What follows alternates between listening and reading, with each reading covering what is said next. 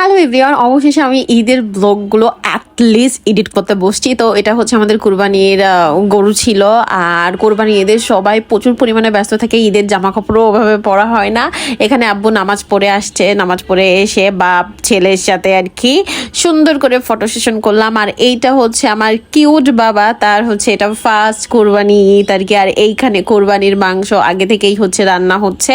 এইখানে হচ্ছে মোটামুটি 10 কেজি মাংস ছিল, যেটা আমি নাড়া দিছি, মানে নাড়তে নাড়তে আমার হাত ব্যথা হয়ে গেছে, কখনো করা হয় নাই। তো এই ফার্স্ট টাইম, তো একটু তো কষ্ট হয়েছেই, বাট অনেক অনেক বেশি, মানে সব ফ্যামিলি সবাই একসাথে ছিলাম, অনেক বেশি এনজয় করছি। আর কোরবানির সময় যে প্রচুর পরিমাণে গরম ছিল, এই গরমে অ্যাকচুয়ালি ঠিকমতো মাংস খেয়েও মানুষ সুস্থ থাকতে পারে নাই। তো যাই হোক, এইখানে মাংস নাড়ার দায়িত্ব ছিল আমার, বাট মাখিয়ে দিয়েছিল হচ্ছে আব্বু, সব কিছু করে দিছিল।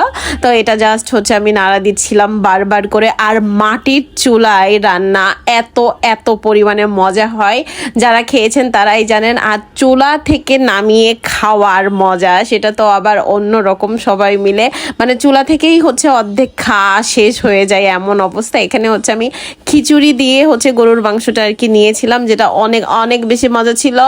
আর এই খিচুড়িটা স্পেশালি হচ্ছে আব্বু রান্না করছিল।